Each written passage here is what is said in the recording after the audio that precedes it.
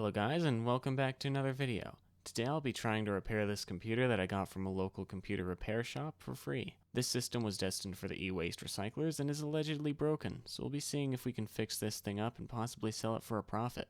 Let's get started. This is what she looks like inside. A pretty interesting rig. The case says Asus on the front of it, so I'm assuming it's an Asus OEM computer due to that, as well as the Asus motherboard.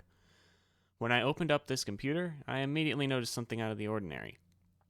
The 24-pin motherboard connector was unplugged, as well as the 4-pin EPS CPU power connector. In fact, the only thing out of all the cables coming out of this power supply that was plugged in was the SATA power connector for the DVD-ROM drive. I figured that maybe the PC shop was trying to fix this computer once and was suspicious of the power supply in it. I couldn't be sure.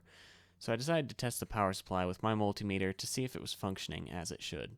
So I grabbed my multimeter and set it to measure DC voltage so that I could test this power supply. I also unplugged the DVD drive for the sake of isolating just the power supply, and proceeded to reluctantly plug it into AC power. Nothing immediately exploded or made any strange buzzing/hissing noises, which I guess is a good sign. I then took this jumper wire and shorted the green cable on the motherboard connector to ground, one of the black wires.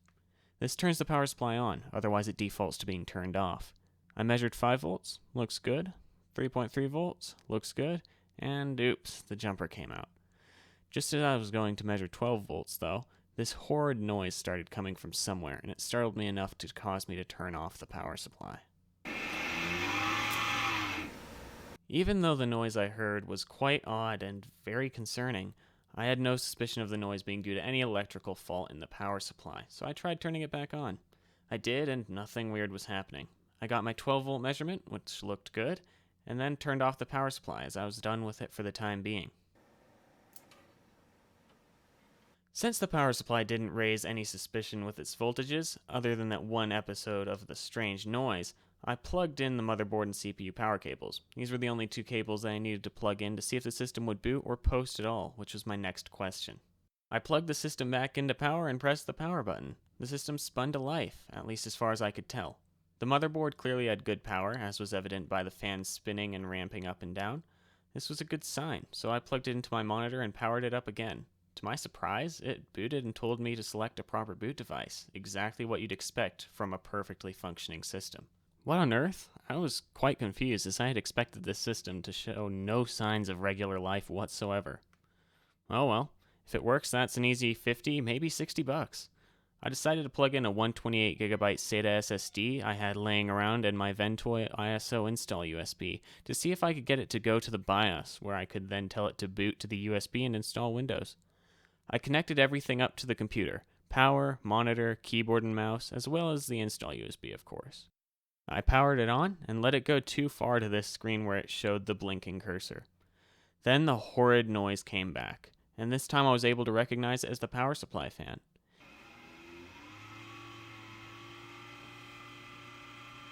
This fan isn't just spinning up to max, its bearing is completely destroyed. Well, I guess we know that now. For the time being though, let's see if this goes to the BIOS. It goes to the BIOS perfectly, and it sees our SSD. The date isn't even messed up. That's impressive. Alright, the computer part of the computer seems to be in working order. This must have been destined for e-waste because of the power supply's fan noise. How wasteful. Although I can't blame the owner for not wanting a computer that sounds like that. I know I wouldn't want that either. So, the power supply fan is dead. What are we going to do now? I don't have a spare power supply, and I could buy a new one, but to get a decent quality unit, it would cost almost as much as this computer is worth, so that's out of the question. After a little bit of thought and searching in my fan drawer, I had a replacement 12-volt 80mm fan that I could put in. So now all I had to do is remove the power supply and install the new fan. Perfect! While I get this power supply out of the case, it is time for me to warn any of you watching about the dangers of this kind of repair. These power supplies have capacitors that can hold charge for a while after being unplugged, and these capacitors can seriously hurt and possibly even kill you if you get super unlucky. Most power supplies drain these capacitors after being unplugged, either with resistors or by keeping the 5-volt standby rail active until the capacitors drop below around 80 volts. But you should never count on that, and 80 volts is still dangerous. You have been warned. While we're taking this computer apart, why don't we take a look at what kind of specs this old girl has? Hiding underneath the heatsink is a, drumroll please, AMD Phenom 2. and I later learned that this was one of the 4-core variants of this chip. How about RAM? Well, it looks like we've got 8 gigs of mismatched DDR3 inside this system. The system must have come with 4 gigs and later been upgraded to 8 because of the mismatch. Not too sure. It's definitely not the best specs in the world, but it'll play YouTube and browse Amazon with ease. Alright, now it's time to take this power supply apart and replace this broken fan. As a precaution and a way to help make sure the capacitors are mostly drained in this power supply, I connected the power on jumper between the green wire and ground wire and left it there for the entirety of this repair. This makes the power supply try to turn on, and in the process use up what little power is left in the capacitors. Alright, let's finally open this up. 4 screws on top, pretty standard for a power supply this type. Lift off the top cover, and we're in. You can see the 2 most dangerous capacitors right there. Yes, I know that one looks like it's starting to bulge. I'm pretty sure that's just the camera, as I looked them over and didn't notice any bulging in either of them, at least at the time of this recording. Now, you can see that the fan has its cable ran right here, easily accessible. The first step in this repair was cutting the zip tie that bound the fan cable to these other wires.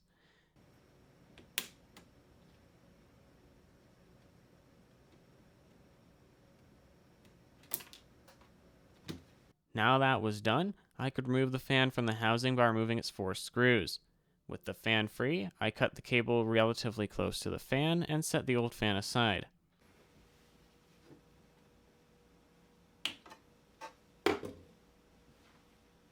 With the cables free of its zip tie and the fan removed from the other end of it, I could grab the fan cable and pull it all the way through and out to the other side to work on. Splicing this cable requires really only 2 tools, a soldering iron and wire strippers/cutters. I stripped the black wire, realized I wasn't recording, and started recording while stripping the red wire. I twisted both wires to keep all the strands together and tinned them both with my soldering iron.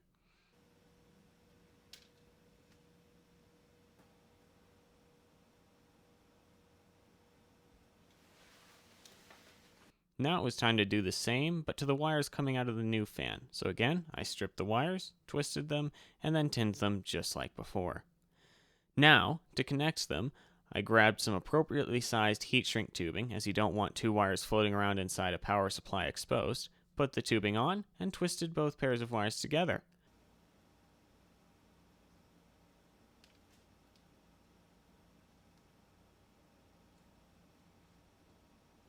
Now I could use a soldering iron and some more solder to permanently bond both pairs of wires.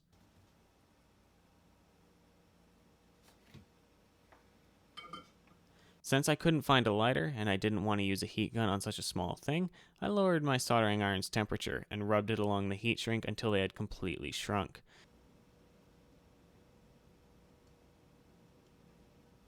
This method is super slow and uneven, so if you can use a lighter and just nip the tubing with the flame, it'll work a lot better. Now all that remains is to screw the fan into place and screw the top cover on.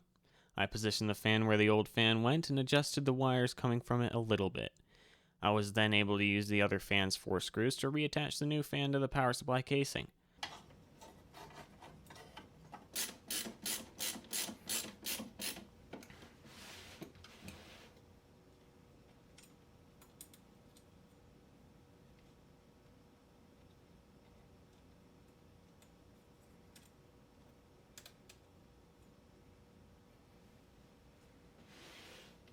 I then went and grabbed the top cover and its screws and was thoroughly confused about which way the cover went on for a solid 30 seconds. After figuring that out, I aligned the cover, slotted it on, and screwed it down.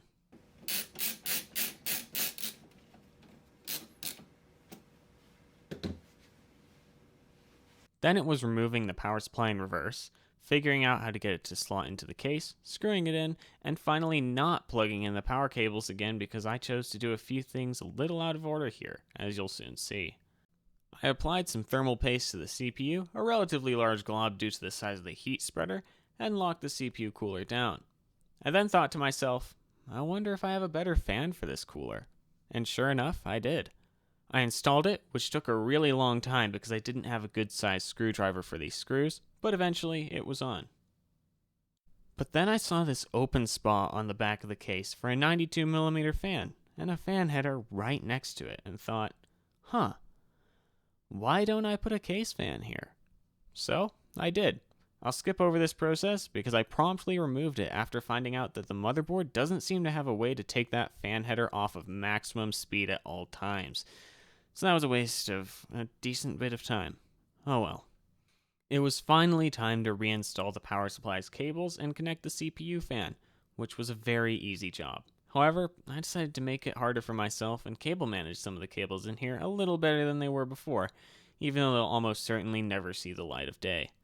I also took this time to mount the 128 gig SSD in the case by using a singular screw and screwing it into any random hole in the case that it would fit in. That's the only correct way to mount a 2.5-inch SSD, as you should all know. Now ain't she just a beauty? Okay, maybe not. Either way, I think that this repair was successful, and Windows 10 installed perfectly. I'll put an update in the description and comments when this computer sells and let you know how much I managed to sell it for. Until then, I hope to see you all next time. Goodbye.